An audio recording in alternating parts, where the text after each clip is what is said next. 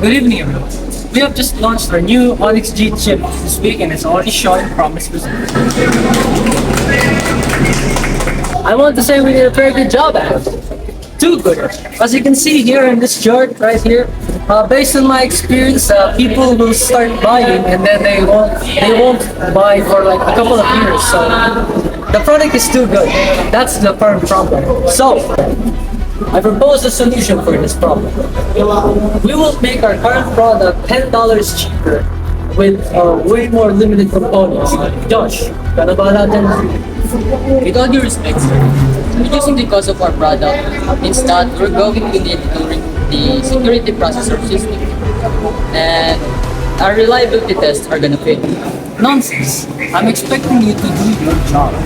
Surely these devices will not last long enough for people to buy new stuff. This is why I'm entrusting you. Sir, I have a suggestion. How about we pick the broken devices back and fund a complete whole global renewal? In exchange, we can give them discounts for it. Whoa, what an amazing idea, Maria. See, everyone, there's someone here who understands exactly what I want to do. Maria, can I trust you with this? You will be the next project manager. It seems like Josh has a problem with it, so... Sure, it's no problem. Anything else to say? Sir Vance, second po, I don't think it's ethical for us to launch a product we purposely downgraded for fraud. I hear your concern, but my mind has been made up. This will be the last one. Fine up. Dismissed.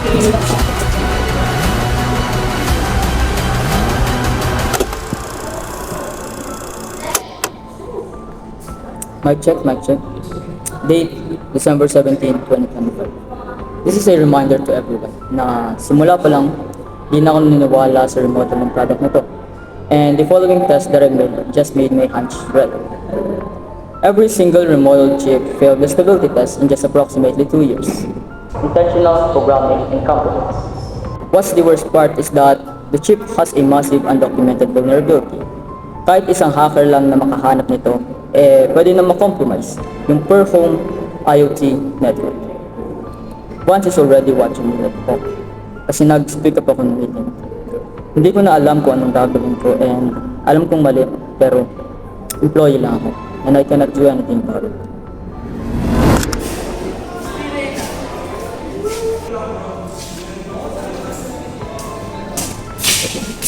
Excuse me, Dr. James Maria. So, the data is clear. Hindi may ang chip na to for success. And meron siyang major security flaw. I cannot, with a clear conscience, approve this bill of material. Bakit? Wala naman tayo walang ginagawa. We are simply doing something for the betterment of our company. Yung company na sumisweldo sa'yo. It's greenwashing. Bakit ka lang nang compromise sa authenticity ng company natin over these few dollars? Ay, yung nagpapabayad sa'yo, di ba? Okay, everybody needs to calm down. Josh, ikaw yung nag-aandal ng behind the scenes ng bagong remodel. Hayaan ka lang yung slide. Pero sana naman, aware ka sa consequences ng decisions mo. I can't understand what you're implying, Mr. Lee. You have 5 minutes to sign off that bill of materials or your access is blocked. Umalis ka na.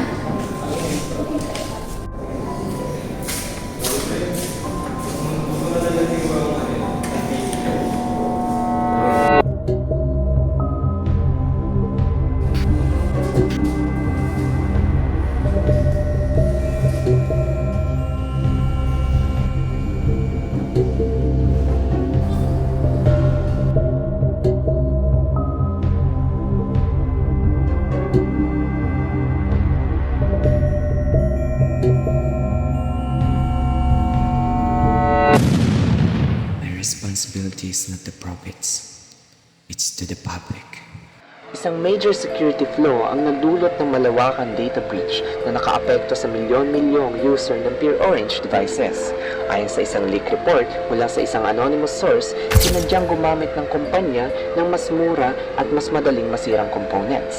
Ibinunyag din ng ulat ang corporate mandate para sa planned obsolescence, kung saan mas inuuna ang kita kaysa sa seguridad at kaligtasan ng users. Dahil dito, nahaharap ngayon ang Pure Orange sa matinding batikos at investigasyon tungkol sa kanilang ethical practices.